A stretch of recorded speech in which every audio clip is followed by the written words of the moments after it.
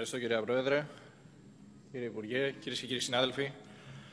Δυστυχώς σήμερα έχει έρθει προς ψήφιση ένα άκρως αντεργατικό νομοσχέδιο, ένα νομοσχέδιο βγαλμένο από τα πιο ακραία καπιταλιστικά όνειρα της Νέας Δημοκρατίας, που φέρει μια ακραία καπιταλιστική σκλαβιά με τους εργαζόμενους, που είναι η ψυχή και ζωή κάθε επιχείρησης, να μετατρέπονται σε λάστιχο.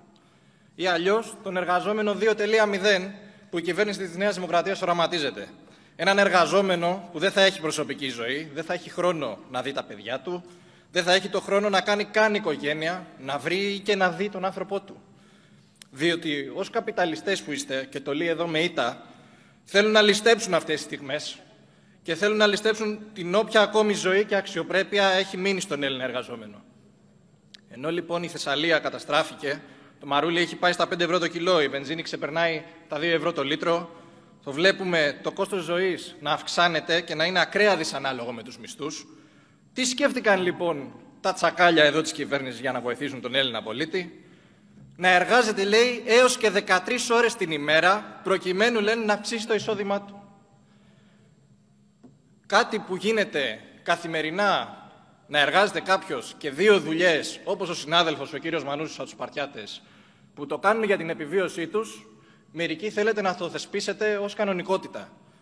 Αντί λοιπόν να μειωθούν και να καταργηθούν φόροι, αντί να αυξηθεί ο μισθός κατακόρυφα, αντί να τεθούν πλαφόν σε προϊόντα και αγαθά όπως το νερό, που κάποιοι αισχροί επιχειρηματίες βρέθηκαν να πουλάνε 6 ευρώ την εξάδα, και αντί να μπαίνουμε γενικότερα στη σκέψη του να εργάζεται κάποιος παραπάνω από 5ήμερο και 8ωρο, εσείς αποφασίσατε να στραγγίξετε τον Έλληνα νέο που θα μπει τώρα στην αγορά εργασίας, τους Έλληνες που προσπαθούν να συντηρήσουν ένα σπιτικό και να κάνουν οικογένεια, τους Έλληνες γονείς που προσπαθούν να μην λείψει τίποτα στα παιδιά τους.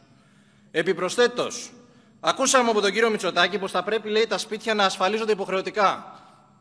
Οι τριετίες, λέει, θα ξεπαγώσουν, αλλά χωρίς αναδρομική ισχύ, και έτσι όσοι δουλεύουν τα τελευταία 12 χρόνια, λέει, δεν θα δουν την παραμικρή αύξηση παρά μόνο το 2027, αφού 4 τριετίες που έχουν περάσει τα τελευταία 12 χρόνια πάνε στα σκουπίδια.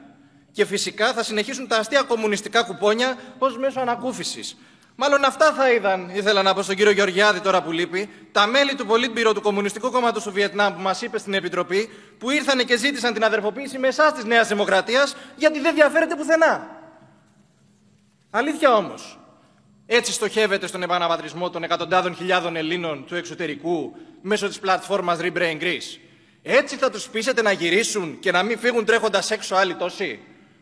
Υπηρετώντας σαν πιστά σκυλιά το κεφάλαιο και τα ξένα συμφέροντα, αδιαφορώντας παγερά για τη ζωή του εργαζόμενου, που από τις 11 ώρες που υποχρεωτικά και βάσει νόμου θα πρέπει να ξεκουράζεται, θα χάνει άλλες 2 σε αυτό το χάος που επικρατεί στο καταπληκτικό οδικό δίκτυο που έχουμε, που από τον Κηφισό για να πάει από το Εγάλεο, ας πούμε, στην Κηφισιά θέλει 1 ώρα και άλλη 1 ώρα να γυρίσει για να κάνει 20 χιλιόμετρα. Φαίνεται λοιπόν ρυθμίσεις οι οποίες αντί να εξασφαλίζουν μια δίκαιη ισορροπία μεταξύ ελαστικότητας και προστασίας, πνίγουν εν τέλει τους εργαζόμενους, θέτοντας σε κίνδυνο την υγεία τους λόγω κόπωσης και στο τέλος δεν θα ωφεληθεί και κανένας. Τη στιγμή λοιπόν που υπάρχουν αγνοούμενοι θαμμένοι στις λάσπες στη Θεσσαλία και μετράμε ακόμη νεκρούς, με τις πληγές από τις πυρκαγιές να είναι ακόμη ανοιχτές, θέλετε να αρχίσουμε να μετράμε νεκρούς και στο δρόμο μάλλον, καθώς προκειμένου να αυξήσετε το κέρδος των επιχειρήσεων, δεν σας απασχολεί καθόλου αν θα χαθούν ανθρώπινες ζωές. Γιατί, όπως λέει και ο κύριος Κουτσούμπας, αυτοί είστε.